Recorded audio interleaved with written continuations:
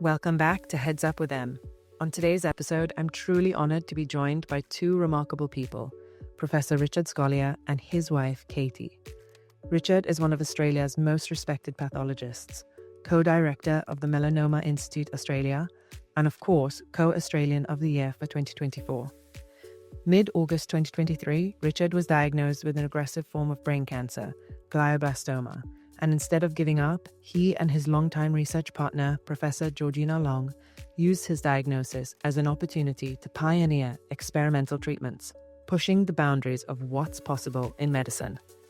Alongside him, every step of the way has been his wife Katie, whose strength, honesty, and love has been central to this journey. Together, they've faced unimaginable challenges and yet maintain a fierce commitment to life. We'll talk about what it's really been like for them. I hope you enjoy listening to their incredible story. Welcome back to another episode of Heads Up with Em, and I'm so honoured and so grateful to be seated with Professor Richard Scolyer and his wife Katie, who have joined us for this episode to share your experience. And I have to say, I thought I'd introduce how I found out about you, because I was still recovering from my brain surgery. I had moved in with my parents, and I saw your story while I was still in recovery, and I was like, oh my gosh, here is someone leading the way and doing something about it. And someone so educated. You have all of your research and you've pioneered melanoma research, and someone's doing something about it. So since almost day one for me, you've been this real beacon of hope. So I'm just so honored to have you here today.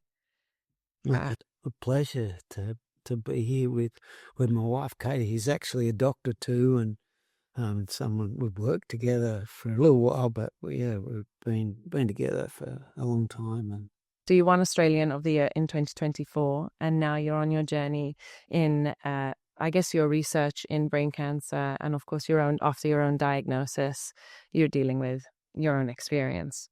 In truth, yeah, that's right. But it's sort of in some things that I read, it sounds like life hasn't changed for you, still doing all of these things. Mm-hmm. But in truth, my diagnosis was anatomical pathologist, surgical pathologist, whatever you want to name that. We'll get sent tissues very frequently to come up with a diagnosis and determine what are the features within the tumour that give it a risk of spreading around the body.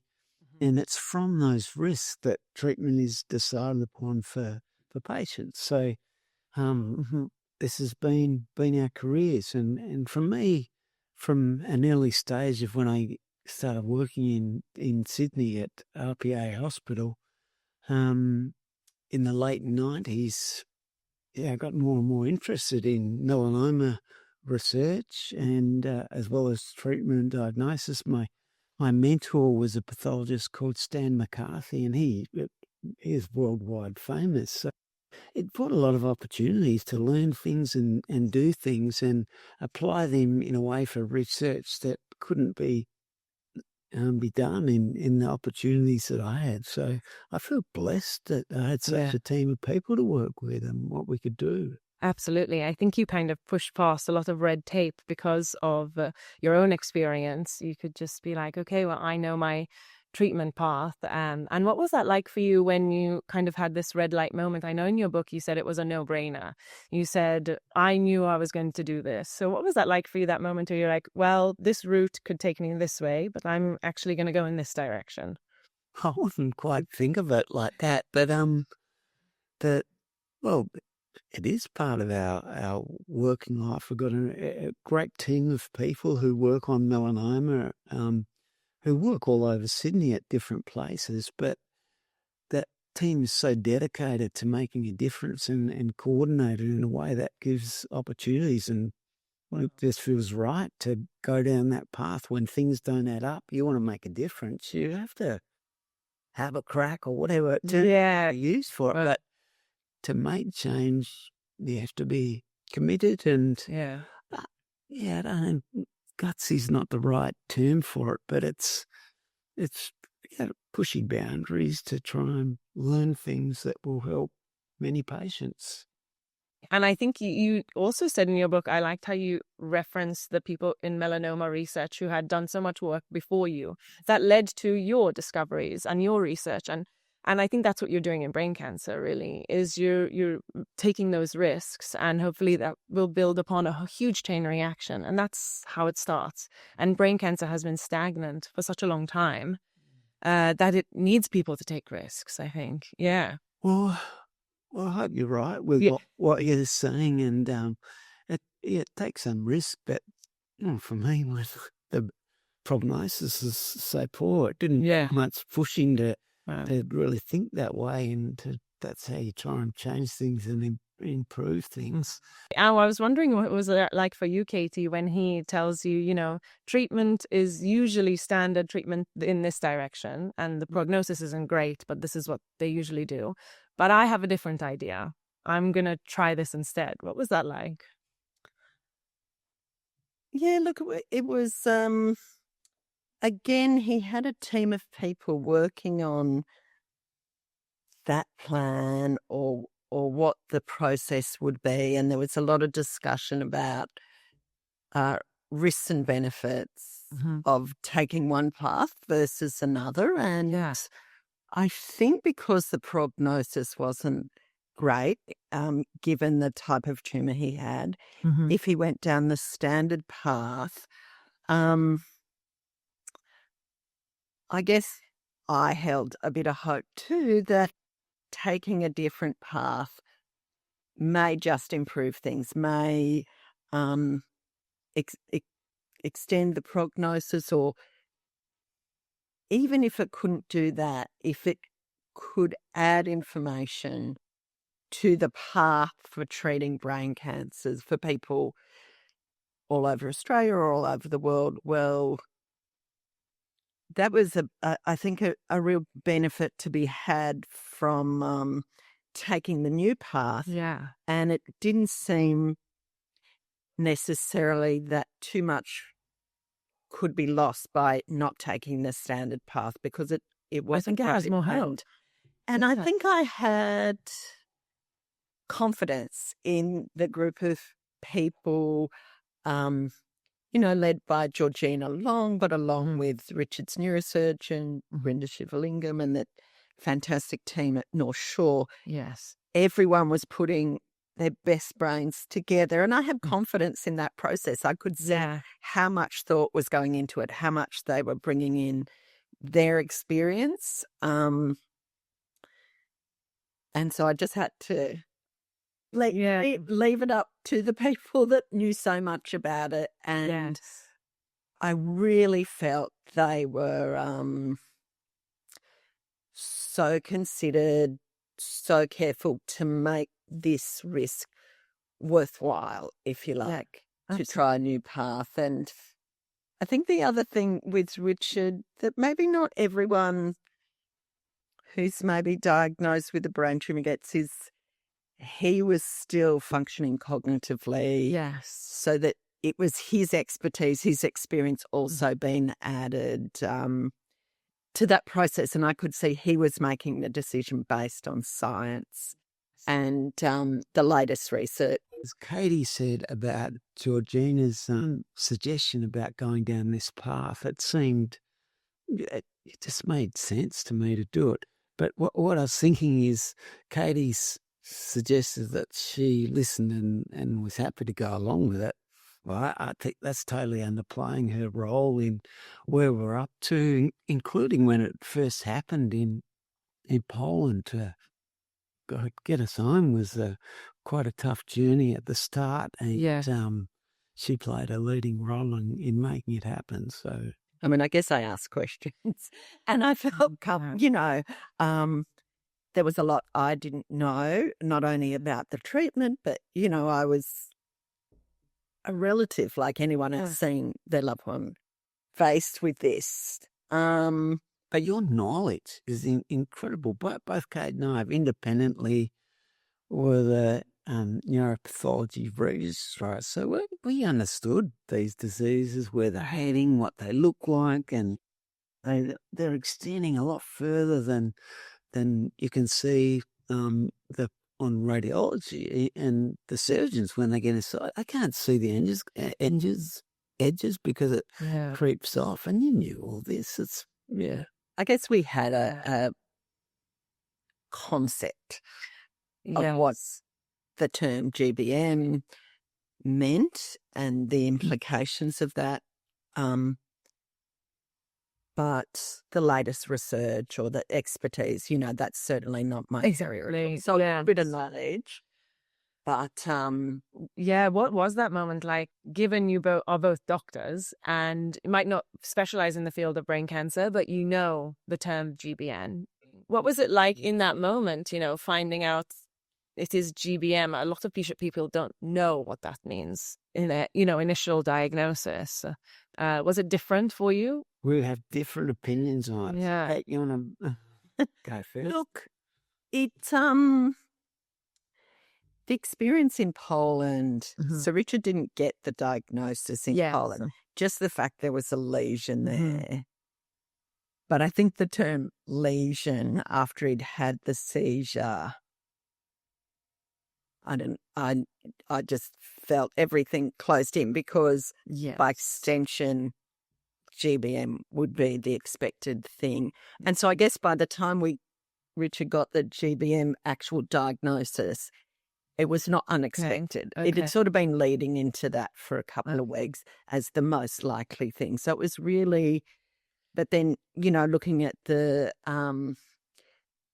genetic molecular profile of the tumour, things like that, it was, but at the moment that I was told there was a lesion on the MRI, then, I have to say, I it was almost like the world stopped turning, or you just sort of fall into this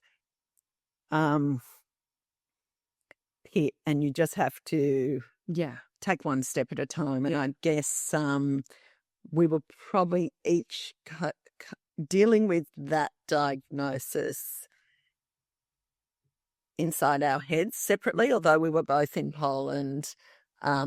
Richard was alone in the hospital for overnight on his own, and he was processing that news of the lesion in a slightly different way to I was, I guess. But we probably both understood the implications of that.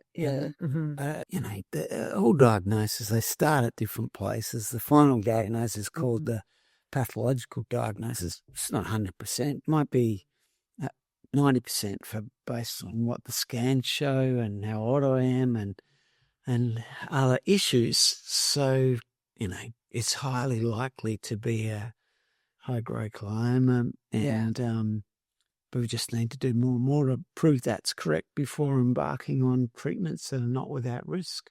And like when I saw the term lesion on my report, I didn't think much of it because I have no understanding of it. His son doesn't sound like tumor, doesn't sound like cancer. So I'm like, okay. And we almost probably had the reverse, because then when I got my final diagnosis, it was like, what is this? Yeah, absolutely.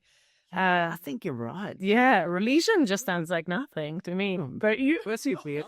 Ask this. That's we've got to find out what subtype it is, because it's a different prognosis is different. But for me, it's well and truly highly likely to be a glioblastoma. Which is a sort of nasty type of brain cancer. I just wanted to add something about, I mentioned that Richard didn't get a diagnosis in Poland, and he was on the neurology ward at the Krakow University Didn't get Hospital. a diagnosis. I didn't have any surgery there. Yeah, you didn't get a pathological diagnosis. So he had imaging and he had lumbar puncture. That's from out for that. Yes, so I just wanted to give some credit to the professor who was head of that unit, because she said, we could work you up here, but once you start having biopsies and surgeries and things, you may not get home. So I understand that we can't give you the definite diagnosis here. I mean, the sort of writing was on the wall, I guess, but it showed really excellent judgment, I think, in the way she handled that. Like, she didn't rush in and try and get all the answers. And I think sometimes that's a bit of the art of medicine, is knowing when to push all the way down a path and maybe when to hold back. And so it was thanks to her, Richard made it back to Australia to be treated by the health system that he'd worked in, to see his family, his kids, before he went ahead and had the first biopsy and then the subsequent surgery. So, it was really excellent, the care he received there. And just to put it in context, so for a normal GBM, the prognosis, so we say median prognosis, so 50% of patients dead before, 50% die afterwards. And for this type, it ranges between 6 and maybe 14 months, 12 months, something like that. And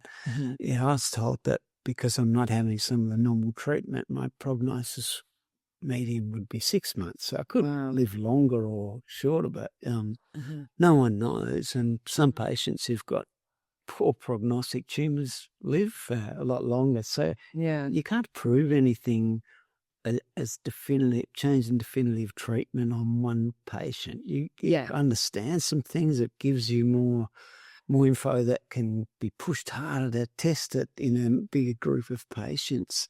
So my major role was to try some treatments that basically hadn't been tried in brain cancer before, that we pioneered in melanoma and now used in many other cancers, and outcomes are greatly improved in melanoma, similar to brain cancer 15 years ago, and with basically no one survived a long period of time, and now many people are cured. More than 50% who've got what we call stage 4 melanoma, so that's melanoma that's spread around your body, and no medications really worked, and not definitively. So that's what amazing. Yeah, exactly. And it's kind of like one step at a time. It doesn't need to be, this huge, massive thing. It's just taking it one step at a time and observing your research, whether what works, what doesn't. That's just incredible in itself, that things are being tried. And I do know that, you were able to know that your immunotherapy had passed the blood-brain barrier from what had been removed from your tumor. Am I correct? Yeah, that's for me, that's a joke that people saying that doesn't. Like, I've seen that a million times down the microscope. That things can pass. Oh yeah, They jump the hurdle. There's the blood-brain barrier, which is supposedly stopping them happen. It's not normal after you've got a tumor that's growing there and lets out things that allow parts of the blood to interact more with the tumor. So this that for me, that's not the biggest thing across. Exactly. And there's a lot of reasons why you wouldn't expect that the immunotherapies are boosting the body's own immune system to recognise and help attack the cancer so well and things. So to be able to get some data behind what's happening gives you a lot of hope. Is it worth pursuing in a much harder manner to try and push ahead and try and make a difference? What has been your biggest kind of discovery, you feel, in it? Well, so we know that in most cancers, but particularly in melanoma, the amount of inflammatory, so I'm only talking about immunotherapy. There's two basic forms of therapy that we divide up into targeted drug therapy against the individual drug, and then a group of treatments called immunotherapy, which is boosting your body's immune system to be able to recognize the tumor and get boosted to try and kill off the tumor cells. And there's a whole lot of reasons why problems why they don't get there in a significant number of people. But immunotherapy has been really attractive from a melanoma perspective because most of them are in the skin. In people like us who live in a beautiful country like Australia, our skin's exposed to the sun, gets damage to it, and those damaged genes are a great target for immune cells, and they often get there, but the body's immune system and tumours are smart to block them off from getting into the tumour. But because there's so many that have been targeted towards the tumour, trying to boost that so the immune cells can get in and kill off the tumour cells is very attractive. And in fact, it's worked very well in melanoma, but melanoma has a high underlying immune reaction as opposed to brain cancer, where it's basically the other end of the line. You don't see as many immune cells within the tumour. So when we went down this route, we had to be scepticistic about whether it would do anything or not, but it seemed worth a crack. I think also in terms of introducing a new approach, I was impressed in the way the team tried the new approach with Richard, which was not just using experience or being brave, but being safe and logical at the same time. And I think that approach could certainly, and it's probably already used in so many different ways with different cancers, but when you think ahead about what do we need to do for the scientific sort of experiment side to make sense, what do we need to do to keep the patient safe? What do we need to do to minimise adverse effects? And why does this approach make sense? Then it becomes so much more worthwhile to try a new approach or do something like that. So I do feel there's a lot of potential there for approaches to treating brain tumours that is probably already happening. But collaboration across specialties is probably the way leaps forward. Mate, I don't know. Would you? Yeah, definitely. Collaboration sort of helps. It happens, but it's better if it's skills from different groups of people are used together. And in medicine, it generally happens, but it's not perfect. That collaboration across cancers can make a difference. And maybe the value of that is increasingly recognised. I think that's why a lot of people maybe were so inspired by you and Professor Georgina's work, because it was two people coming together and then as well two people backing a whole different cancer. I think that's what possibly brought around a lot of attraction to it. Lots of different teams and different heads of research coming together. It's looking beyond the scope of their own focus. Exactly. Researchers around the world. And just to have in context how it came about, it was Georgina's suggestion. Katie and I talked to her, but it came from Georgina. Why don't we try going down this path? And we're a team of people. It's not just the two of us. We're co-medical directors at the institute, but there's heaps, and it's not just us in Australia, or even there's people around the world who are doing it. But because the Melanoma Institute treats and sees so many patients, means there's been more opportunities for us to contribute in a big way to changing things in melanoma. But Georgina, my name's associated with it, but there's a bigger team of people who've been doing all the work and with collaborations in different parts of the world. And is this you have your driving factor, which I'm sure your research, but then I also love seeing your exercise and your bike rides and your hikes. Can we talk a bit more about what has kept you motivated? Despite your diagnosis, you have kept so active, both physically, mentally, also engaging in so many interviews. What's been this driving force, do you think, that keeps you going?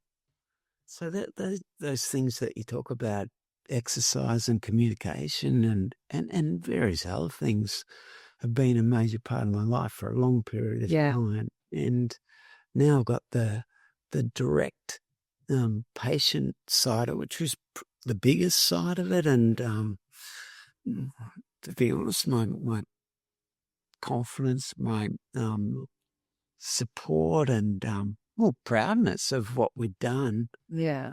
I'm not at the the line ball front line of moving those things forward, and still hurts me now, or disappoints me that I can't contribute in that same way. And just us from other specialists, both internally and many other places around Australia and different parts of the world, I've sent cases to give opinion on to help patient management, and when you have a lot of experience, it's easy to do that, and just to have it taken away from you just like that is hurtful. Still, I miss not being able to do it, and I still drop in and visit my colleagues, but it's just not the same. So, and the time that you're seeing me on exercise things and is no different, really. It's less than what I normally do. Oh. I can't work so much. I do research, but not clinical care of patients, and it's given me some more time, but also to be able to have more time to spend directly with family and their children has been very special, enjoyable. I feel very lucky that it's been prolonged through luck, or it could be treatment, no one knows, but that's been special to still be in. You ask about doing publicity about things, and like I've seen over many, many years, that the benefit of telling the world about discoveries that you've made and can make a big difference. Investment needs to be made by government and others. So getting those messages out there's been really important. So I'm used to talking with the media about things, and I'm not perfect at it, but if you get out there and talk about it, you can hopefully make a difference. So to keep doing that now and using the platform that's already developed in melanoma, doing that sort of thing. Now trying to move it on, so see if we can help brain cancer too. Just like I call it no-brainer, but it's it's just trying to keep giving to try and make a difference. And I'm not sure if it was just I was diagnosed, and so obviously I'm being filtered information about brain cancer. But I felt like 2025, I had seen a lot more discussion about it, a bigger push for it than I had in previous years. Maybe I wasn't diagnosed then, so I wasn't looking for it. But I suddenly feel like this year it has been a topic, especially now with the grant you've been given as well. I think some things are happening. Tides are changing. Maybe not as fast as everyone would like them to see, but things are moving. And what is what do you think is, especially in the space of brain cancer, we've seen the introduction of things like vorasidenib or vorasidenib. I'm still not sure how to pronounce it yet. But what kind of changes do you see that are exciting you most, possibly?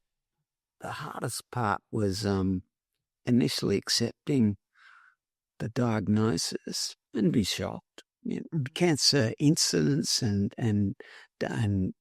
cause of death, that sort of stuff is not part of my DNA, but I know that stuff pretty well. Yeah. And death from brain cancer is horrible to be happening, and for it to be the commonest cause of cancer death in less than 40-year-olds in our country, that is devastating, because that highly productive contributors to society, I guess that's not the primary driver. It's for young people, in a way, have been impacted. But that fact for me means we need to drive more work on research to change it.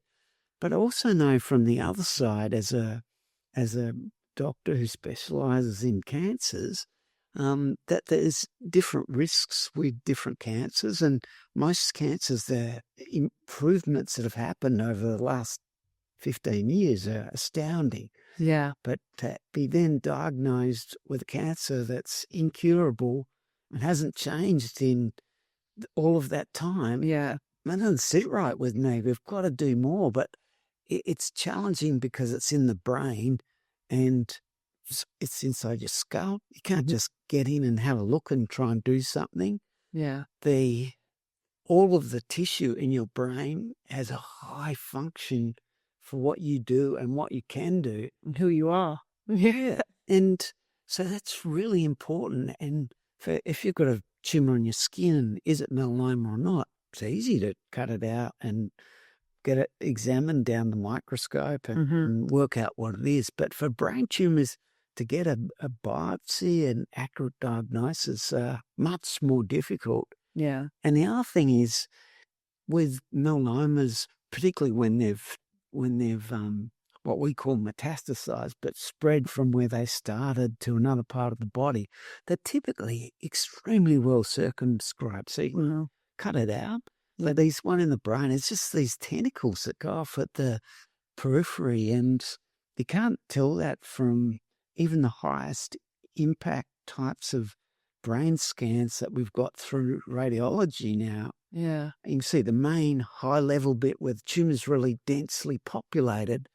But Kate and I know as neuropathologists, we've seen the periphery, and there's just single cells at the periphery that are creeping off. There's no way that the surgeon can't tell where it ends up.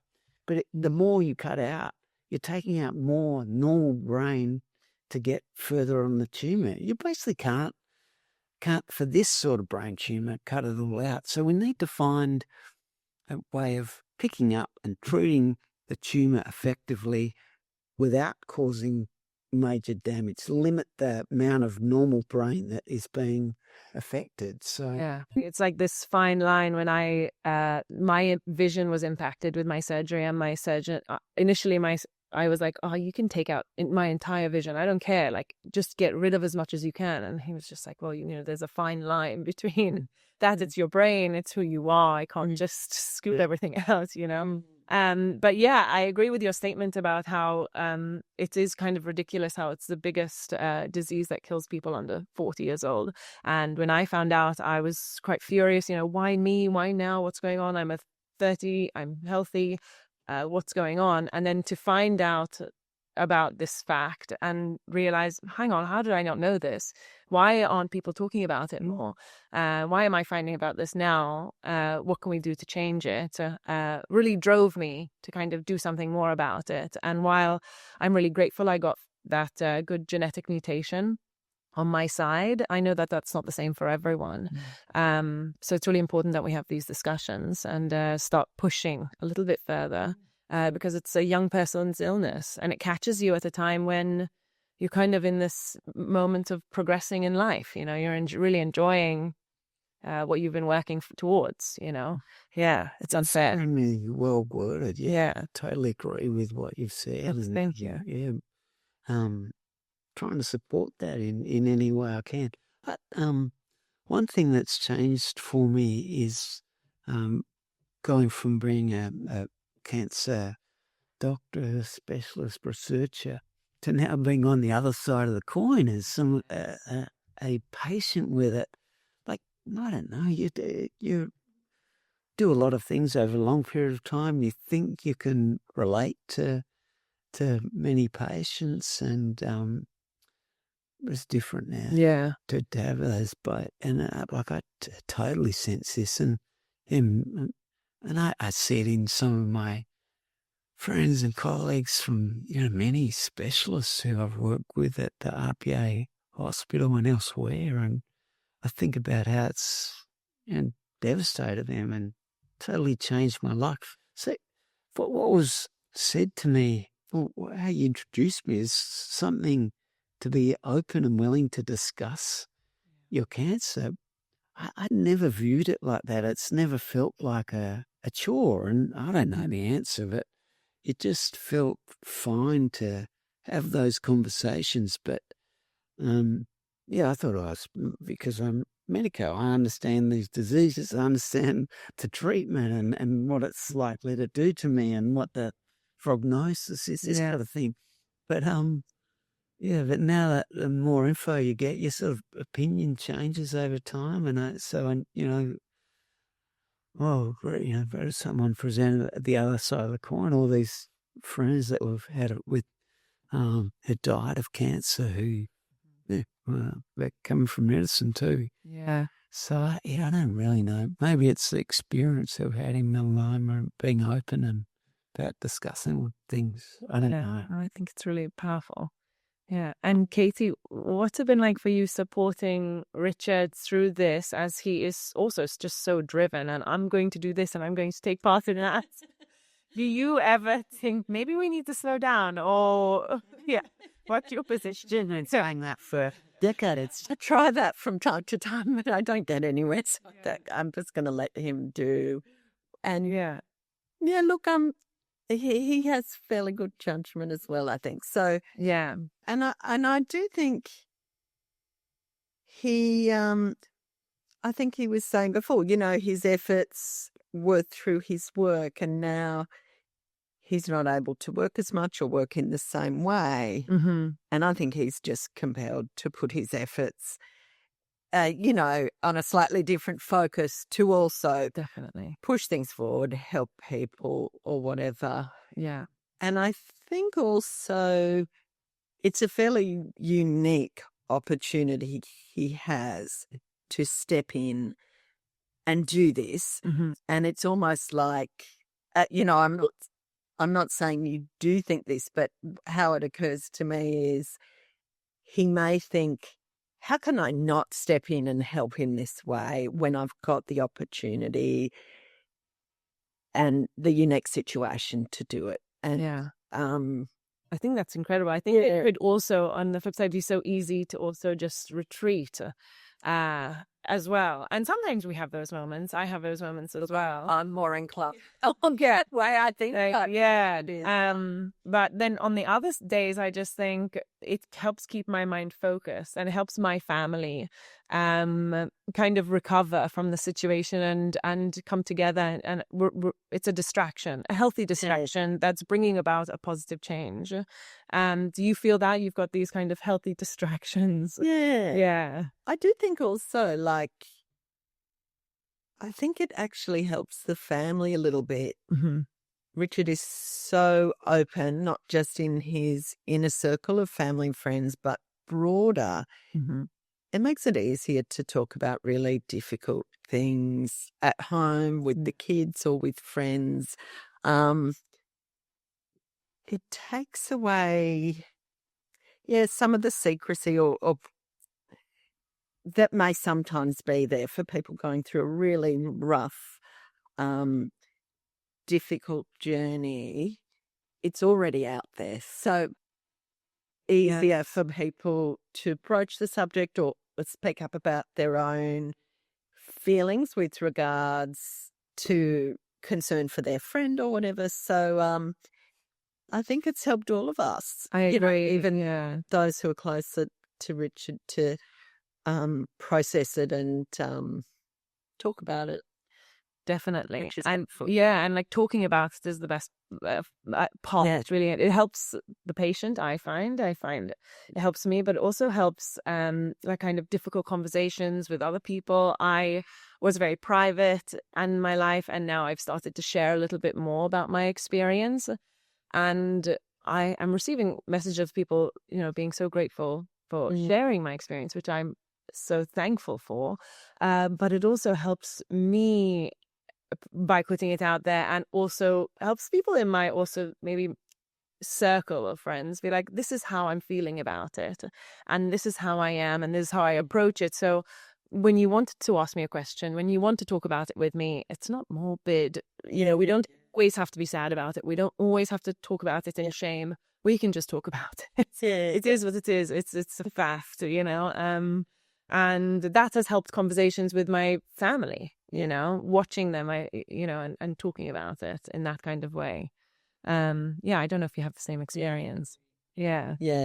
And we can make the odd joke about things, which make the odd joke, about himself. So that helps to diffuse some of the really deep emotions. I agree. The hardest thing is when I want to put something out on social media, and before I just put out whatever I felt like writing, and then more and more people were interested in hearing what I was doing, and my mental functions not so good. In fact, probably today around this is lowest because of the treatment I've just finished, and Yes. start picking up again. And there's one thing I wanted to post that Kate Nicoll got it on this one page. It's not here on my brain tube. It's actually an experience I had when I was a kid down in Tasmania, a bushwalking journey that I went to, and got some great life experiences from being down there as a child. Yeah. So we still have the petty little disagreements that any couple would have. Yeah,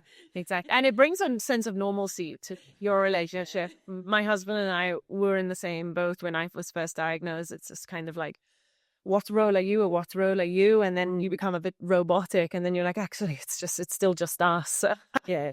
And you need to kind of break that sometimes. And if you're not laughing, you're crying. That's what I always say. So I always just keep that mindset. So everyone's the same during their life. You don't have to have cancer. That life has ups and downs, and you got to flow with it. And yeah, absolutely.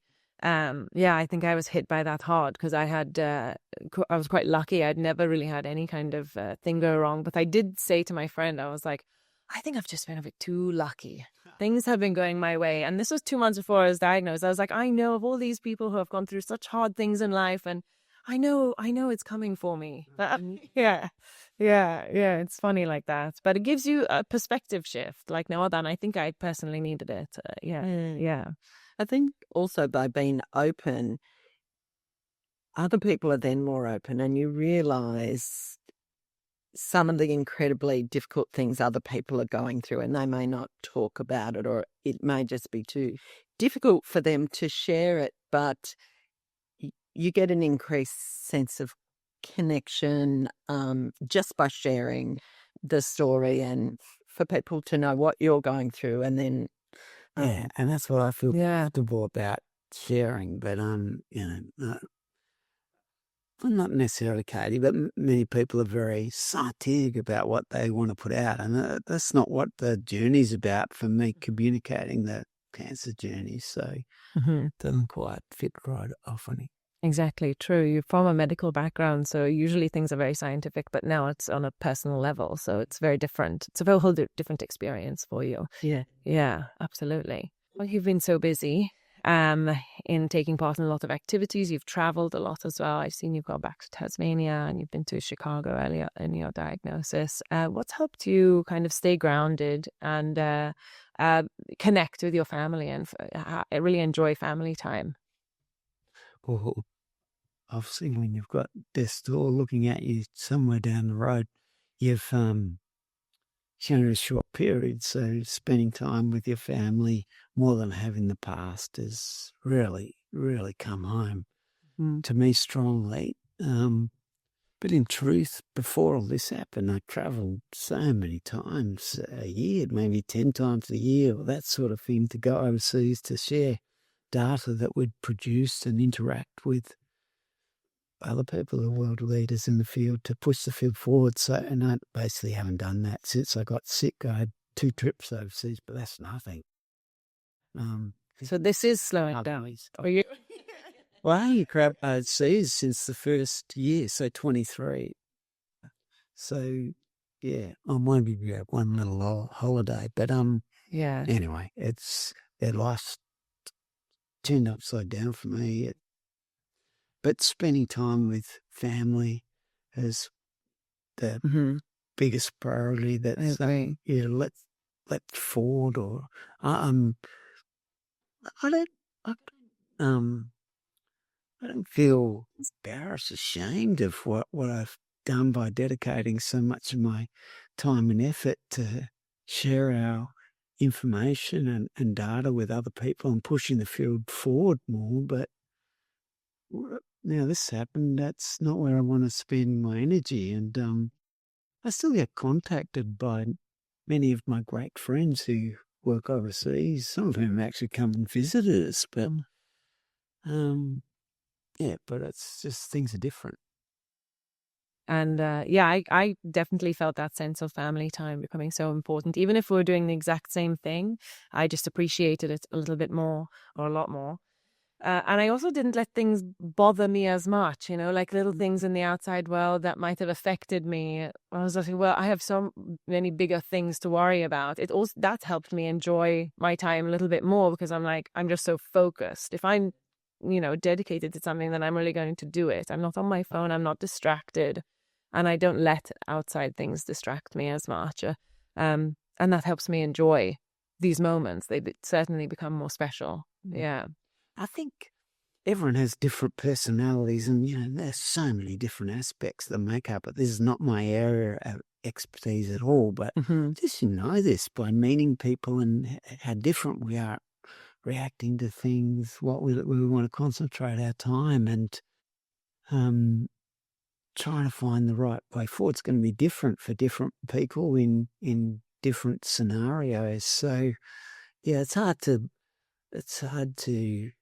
say what's right and wrong, and it's going to be different for people about what they need. And and certainly I'm not perfect, and Kate's had to put up a lot with me for a long time of this drive to do things like we're talking about before, but triathlons and things. I wanted to get a bit fitter because the youngest had just been born a couple of years before, and I thought, I've got to get fitter to stay alive for a long time. So started exercising more and more when the kids were off swimming, and then I just can't help myself but, a bit driven to do more competitive things. And I feel a bit guilty about doing that, but it definitely gives me a lot of satisfaction in doing triathlons and friends that I've made and time I've spent with them. Is there anything you might recommend to other families going through a diagnosis, that time spent together? What have you guys done as a family that you've enjoyed or helped you enjoy these moments a little bit more that you might recommend to other families? Hundreds of them, but Kate's master at organising these things.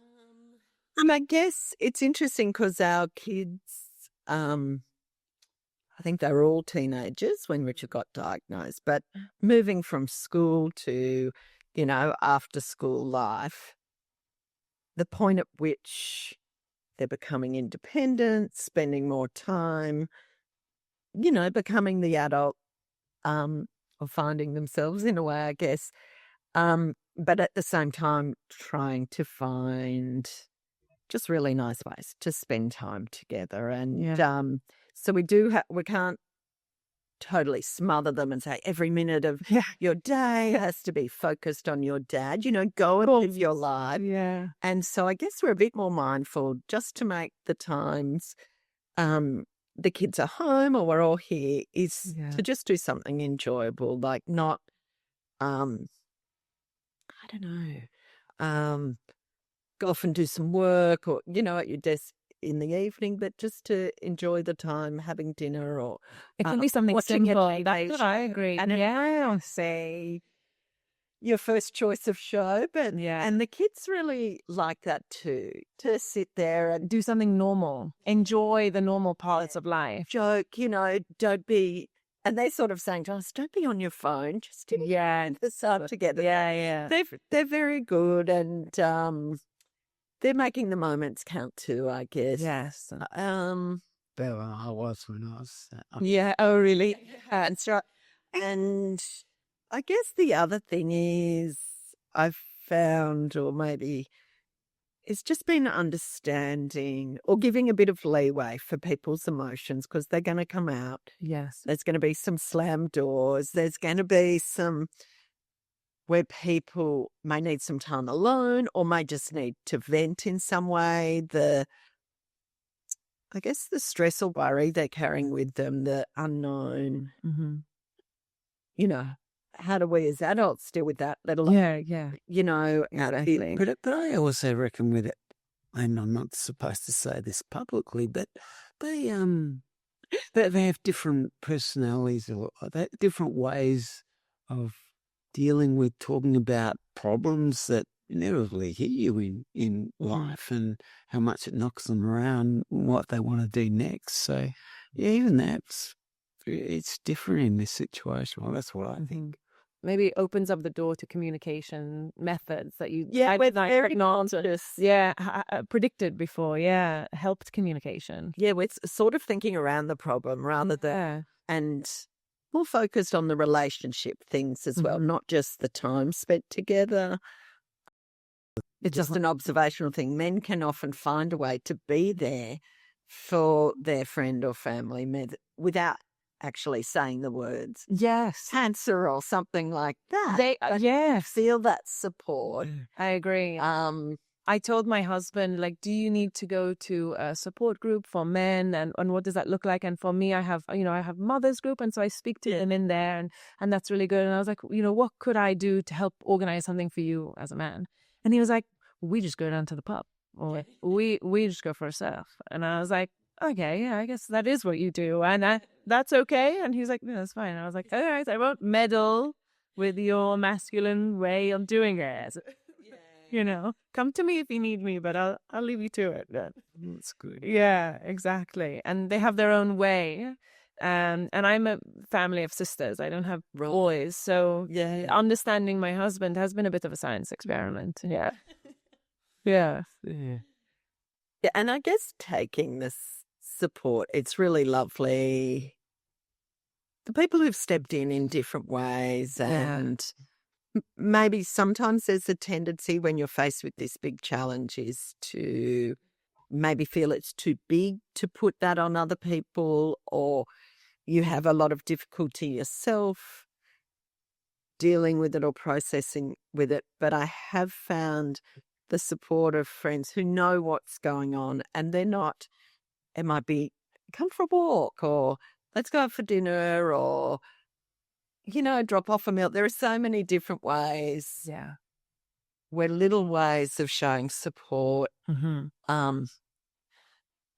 make a big difference, even to how we're managing in the house. And I'm very grateful for that. And I guess with Richard being so open about everything, I don't have to, explain so much. But yeah, that's true. Let the love and support in would be a good tip, I'd say. It's very sometimes hard when you feel so independent and you want to manage it yourself. And I had to do that, and you start to accept it. And then it opens up conversations, and you also learn why people are maybe being supportive, possibly because they have gone through something before as well. And I think it's taught me how to be a better support person because of being so overwhelmed by how well people have come and approached me. I think it's a beautiful thing how it kind of gets passed on.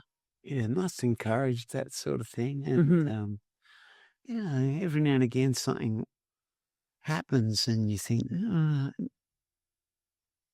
people are not going through the same journey with you. It's hard for them to appreciate in the same way the significance of some of the things. Anyway, absolutely. Makes me sad, but definitely happens, but not very commonly. And I guess also it's not always easy for people to know how to approach, or how to step into that. And I feel for them. I mean, I've been in that position myself as years gone by, but any little thing is always appreciated, hello or whatever. And I think, a lot of people say hello to Richard around about the place, which is just really lovely, I think. Yes. Do you get recognised a lot? Yeah. I can see how friendly and kind people are who you don't know. Yes. Oh, that's amazing. Yeah. I actually did see you last Thursday. I flashed you a smile, but we were both heading into appointments at Royal North Shore Hospital. I was like, I know I'm going to get my moment next week. Yeah. How have you found your experience? We're both being treated by the same doctors at Royal North Shore Private and Public. How have you found your experience there with our team, you could say? It's been going really well. They know their stuff. They're world experts. They're kind in giving their delivery. Yeah, I go to Dr. Back with a huge list of questions, and I need to hear his answers. Yeah. because it's his answers that get me through the next scan. If I might feel panicky during that time, I'm like, no, because I know it was a ridiculous question, but I needed to get that ridiculous thought out. Yeah. And, Dr. Back or Dr. Wheeler's thought in. Yeah. I push myself, even though it's embarrassing to ask. I often say my meeting with my doctors is part medical, part mental health. You feel refreshed after chatting and getting all of those horrible thoughts out. So no, I totally agree with what you're saying. So Richard asks a lot of questions, but yes, I think it's very healthy for anyone to ask whatever questions they want to ask, feel they need to ask. There's no stupid questions. When you're taking on a treatment or management journey, ask the questions. And that's how you take ownership. But it makes the journey yours. You're not just being directed by someone else. It gives you some autonomy, some say, and to give you some peace of mind and understanding of where you're going.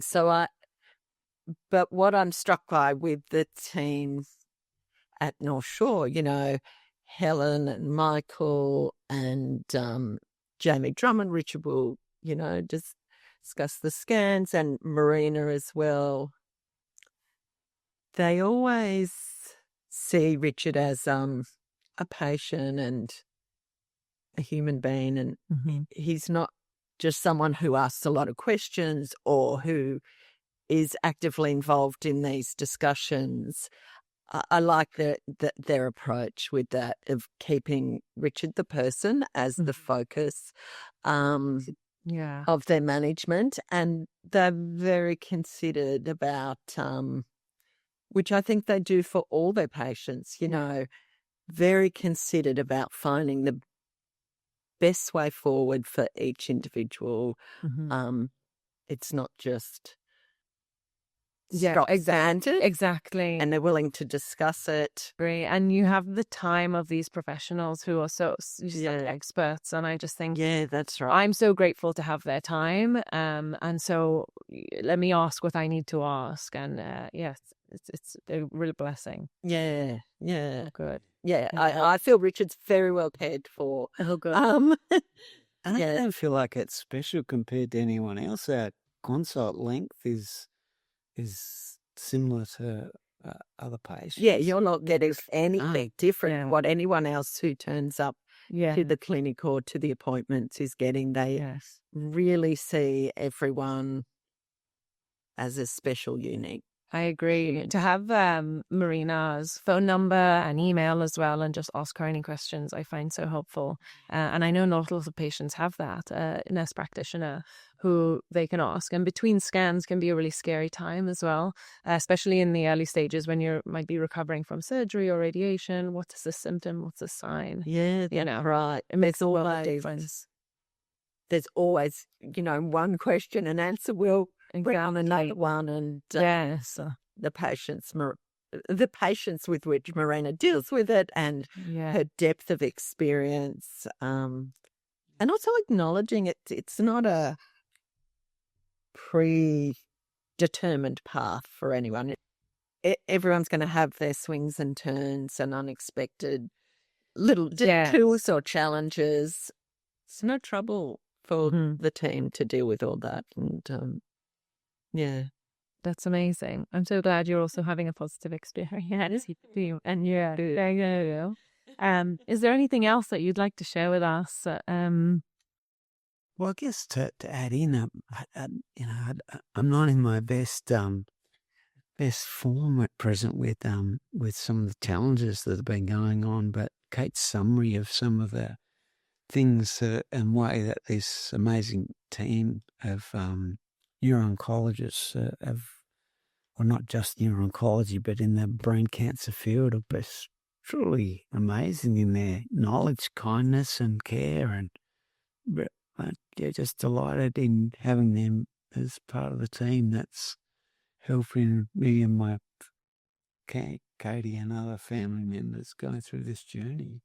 In the same way that you've feel there's more talk around or an awareness around a brain cancer for me too. And I'm just really impressed with the way there are different groups around Australia, and at North Shore they've got their own research laboratory, like the hard work researchers are putting in, and I just hope they get the recognition, the financial support long-term to keep going with these things. And it's an important area. And I hope if there are some advancements in adult brain, that this is going to pay off in childhood brain tumours and may have impacts on other types of cancers too. And I really think that there's great people out there doing fantastic work, and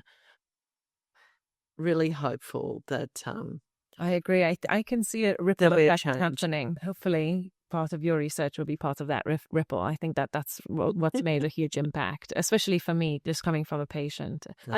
It's something that we don't talk about very often, but I know that it can be an issue for some people with brain tumours, is just sometimes the emotional or mental challenges, not only with having cancer, but in particularly having a brain tumour.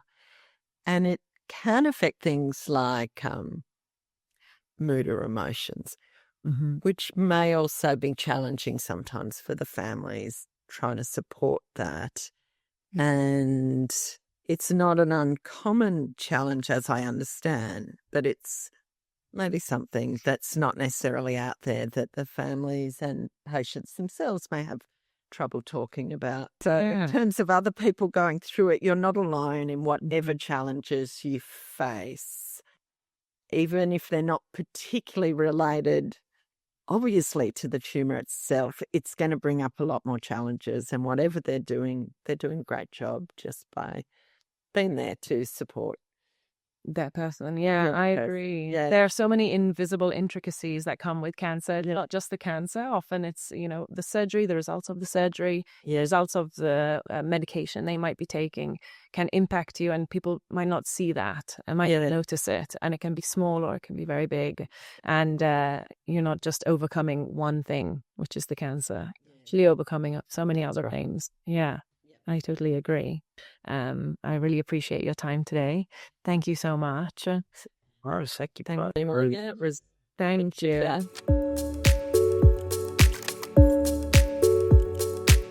Thank you so much for tuning into this episode of Heads Up with Em. I hope you enjoyed today's conversation. If you're a brain cancer survivor, a caregiver, or someone just looking for some inspiration, remember you're not alone and your story matters. Don't forget to subscribe, rate, and leave a review if you enjoyed the episode. It helps others find this space too. If you want to connect, you can find me on Heads Up with Em Instagram and my Instagram account, Emily Francesca Kirk. I'm excited to share more with you next time.